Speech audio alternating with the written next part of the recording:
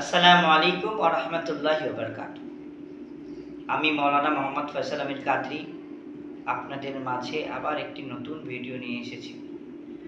এর পূর্বে ভিডিওতে দিয়েছিলাম যারা অসুস্থ থাকবে তাদের জন্য, তাদের শেফার জন্য আমল।